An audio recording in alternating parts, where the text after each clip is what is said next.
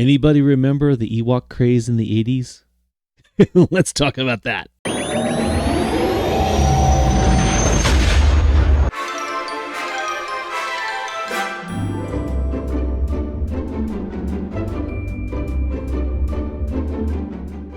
Hello again.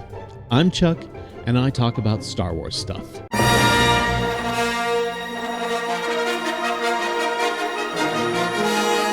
So, in 1983, Return of the Jedi came out, and all of us at that time thought wrongly, that was the end. That was the finale. That was the big boom of the end of the Death Star, the end of the Empire, the end of the story all around. How wrong we were. Oh my.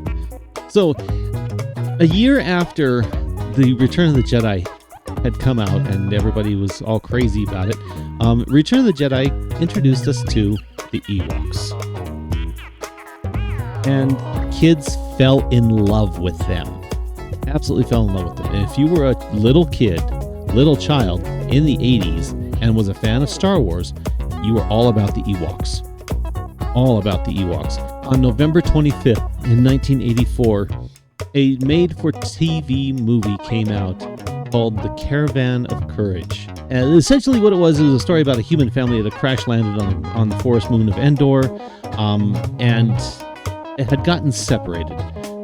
There was a mom and dad, there was a son and a daughter, and they had gotten separated after the wreck. Mom and dad had apparently been captured by a very large humanoid beastie thing. This guy. Anyway, it was called the Gorax. Stay on target. Yeah, so Mace and Sindel were on a mission to rescue Mom and Dad. And they were discovered by the Ewoks, taken in, and helped by the Ewoks. And they put together a band of warriors to go and save Jeremit and Katrin from the Gorax. It was sort of a, on the same lines as 13th Warrior, but before 13th Warrior, the movie. Anyway, so they put together a band of plucky little brave Ewoks and the two human children, and off they went to go and rescue Mom and Dad from the Gorax. It culminated into a big battle with the Gorax. They defeat the Gorax by dropping him in a cavern. He died. And that was that. And everything was all happy and everything, and Mom and Dad got back together with their children, and it was all happy, and they lived with the Ewoks while they tried to repair their ship to leave Endor.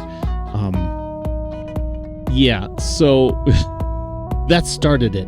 So the next year, almost to the day, on November 24th, 1985, a made-for-TV movie came out called Ewoks: The Battle for Endor.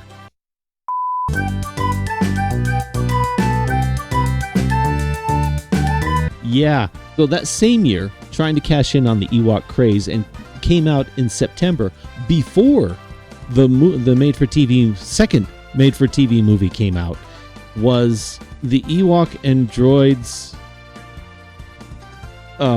Adventure Hour thing.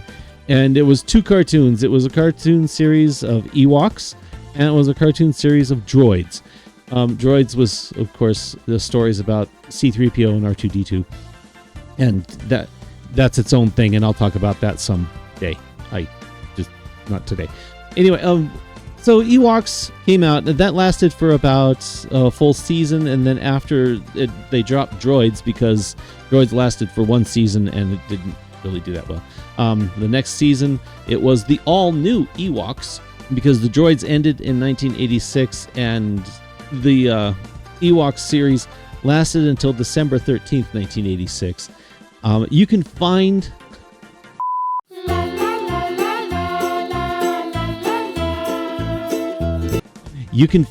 the vintage Star Wars on Disney Plus. They have these series out there for you to watch, and I recommend it. It's not great animation, it's not great storytelling all that much, but it's just fun, and it's goofy, and it's just silly. Anyway, meanwhile, that November, on November 24th, 1985, around Thanksgiving. Imagine that. We continue the story of Jeremit and Ketrin and Mace and Sindril. And this is a story that becomes very, very dark. Very dark right off the bat. A band of marauders attack the village, the Ewok village that the humans are staying in. And Jeremit, Ketrin, and Mace all die in the attack, leaving Sindril alone with the Ewoks. And of course, since Sindril has befriended Wicket, Wicket promises to take care of her, and somehow Wicket has learned Basic. Somehow Wicket has learned Galactic Basic before he's even met Leia. All these events take place well before the Empire showed up to Endor and started building the second Death Star. So the story goes on. Sindel and Wicket end up getting separated from the rest of the village. They were captured by the Marauders and managed to escape.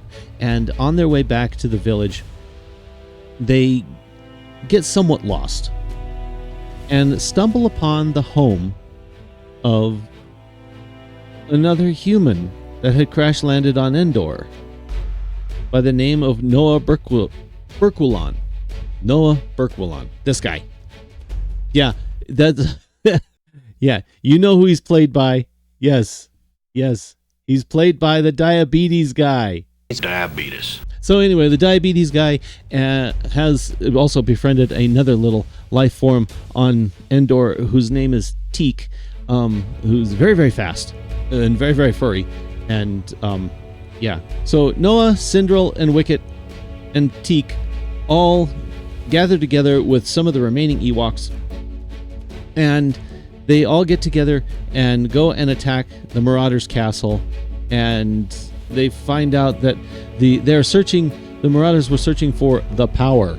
The power is all that we were told that it is, and all it is really just a power cell from the ship, from the humanoids, and that's what's missing from Noah's ship that he needs to get off of the planet.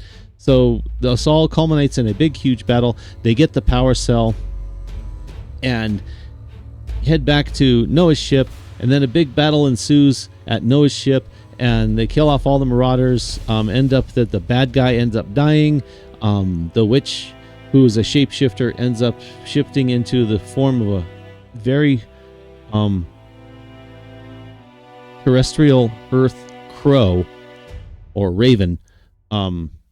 Why they're on Endor, I don't think so.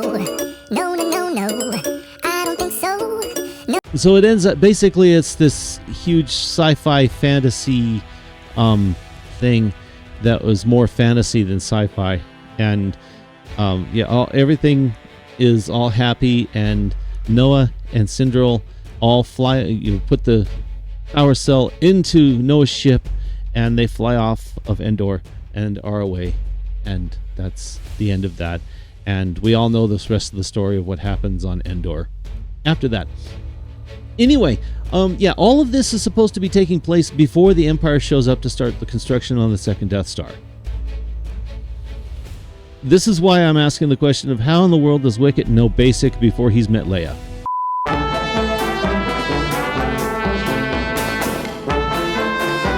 Questions that deserve answers. Anyway, so that's the end of that story. And then, of course, you have your cartoons go on, and there's many stories about Wicket and his tribe of Ewoks, and they're all very goofy and silly. It's Ewoks, okay? It's Ewoks. Star Wars has struggled with television since the beginning, okay, since 1978 and the Star Wars Holiday Special. I did a video on that. You can find it at the end of this video. The thing is, every Star Wars story has something there for somebody. And somebody's going to like it. And it's going to hit the yum button on somebody. And that's okay. If it doesn't appeal to you, guess what? you don't have to watch it. Yeah. Anyway, that's what I've got for this week. It was just another example of, honestly, how weird this Star Wars stuff got and how weird it continues to get. Okay? So everything that you're seeing now, it all got its start from the Star Wars Holiday Special. So folks, that's about all I have this week. If you folks are more interested in finding out more about the Star Wars Ewoks and Droids Adventure Time Hour and things like that, I heartily recommend going to the vintage section of Disney Plus, the Star Wars section and Star Wars Vintage.